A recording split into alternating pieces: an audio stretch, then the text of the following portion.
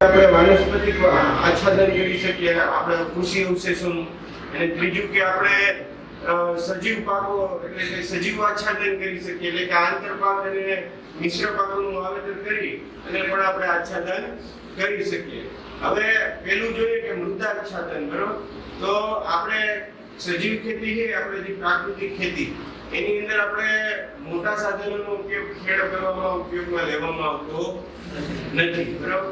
તો આપણે વજનમાં હલકા હોય એટલે કે બળદથી ચાલતા સાધનો અથવા તો હળવા સાધનો હોય, એનાથી જો આપણે ખેતરમાં ખેડ કરીએ તો આ જે સૂક્ષ્મ જીવાણુઓ છે એને નુકસાન. નમસ્કાર ખેડૂત મિત્રો, કૃષિ વિજ્ઞાન કેન્દ્ર ગણપત યુનિવર્સિટી ખેરવામાં આપનું હાર્દિક સ્વાગત છે.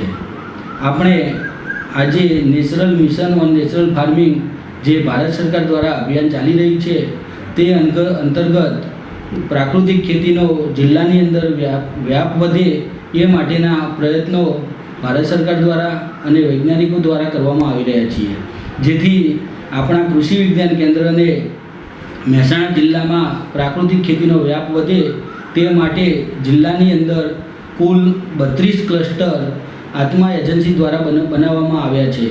આ 32 ક્લસ્ટરની અંદર એક કૃષિ સખી અને એક કોમ્યુનિટી રિસોર્સ પર્સન ક્લસ્ટર દીઠ નિમણૂક કરવામાં આવી છે. આ કૃષિ સખી અને કોમ્યુનિટી રિસોર્સ પર્સનને અમે કૃષિ વિજ્ઞાન કેન્દ્ર ખેરવા ગણપત યુનિવર્સિટીમાં 5 દિવસીય તાલીમ ગયા મહિને ગોઠવેલી હતી.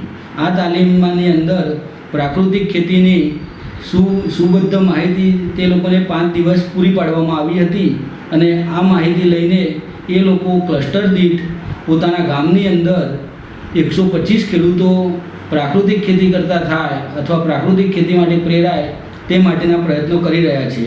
તો આ જે કૃષિ સખી અને CRPએ ક્લસ્ટર દીઠ 125 ખેડૂતો તૈયાર કરવાના ચાલુ કરી દીધા છે, અને આ ખેડૂતોને પ્રી ખરીફ પ્રાકૃતિક ખેતીની તાલીમ એક KVK ખાતે અને બીજી ક્લસ્ટર ખાતે એટલે કે તેમના ગામની અંદર આપવામાં આવે છે. આજે આપણે પ્રી ખરીફ જે KVK ખાતે તાલીમ આપવામાં આવી રહી છે એ ખેડૂતો ભેગા થયા છે, અને ક્લસ્ટર દીઠ જે 125 ખેડૂત થાય એમને 1 દિવસીય તાલીમ કૃષિ વિજ્ઞાન કેન્દ્ર ખેરવા મહેસાણા ગણપત યુનિવર્સિટીમાં અપાઈ રહી છે. આ ખેડૂતો પોતાનો જ્ઞાનમાં ઉમેરો કરી અને જે ખેતી કરે છે એની અંદર રાસાયણિક દવાઓ અને ખાતરોનો વપરાશ ઘટાડી ટોટલી પ્રાકૃતિક ખેતી કરી અને સારું અનાજ પેદા કરશે, અને આ અનાજથી આપણા જે જનજીવન છે એમાં જે બધા રોગો અને બધાનો કેન્સર ને એવા જેવા જીવલેણ રોગોનો સમાવેશ થાય છે તેને નાબૂદ કરી શકીશું. તો આ એક સારું અભિયાન છે અને દરેક ખેડૂતોએ અપનાવવા માટે આ લોકો પ્રેરાય છે, અને એ માટે કૃષિ વિજ્ઞાન કેન્દ્ર સતત આ કામગીરી કરી.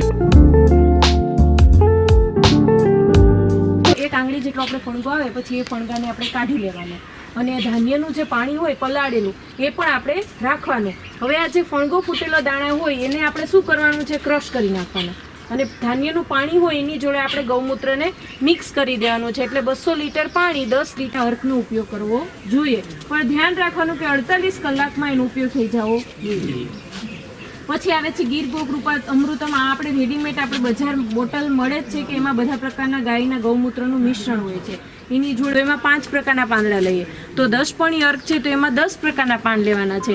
એમાં કડવો લીમડો છે, કરંજ છે, સીતાફળ, ધતુરો, એરંડો, આ બધા પ્રકારના 10 પાનને મિક્સ કરી એમાં ગૌમૂત્ર, છાણ બધું નાખી અને એને કોહવાવા દેવાનું છે. અને પછી આપણે જે પણ ચૂસિયા પ્રકારની જીવાત હોય, ઈયળ હોય, થ્રીપ્સ હોય તો એના કંટ્રોલ માટે આપણે સારી રીતે એનો ઉપયોગ લઈ શકીએ.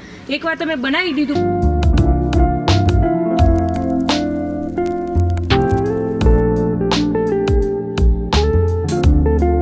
જથ્થો 200 લીટરમાં ડબલ તો પણ એનો જથ્થો વધી શકે.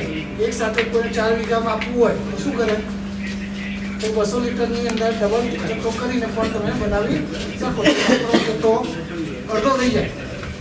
આ રીતે આપણે જેટલું માઇન્ડમાં દોડાવી અને આપણે એમાં ફેરફાર કરવો એટલા કરી શકીએ, જેથી કરી ઓછી મહેનતે પ્રાકૃતિક ખેતી કઈ રીતે કરવી આપણને મગજમાં આવવું જોઈએ. બરાબર છે. અને પ્રાકૃતિક ખેતીમાં જીવામૃત એક મુખ્ય અંગ છે.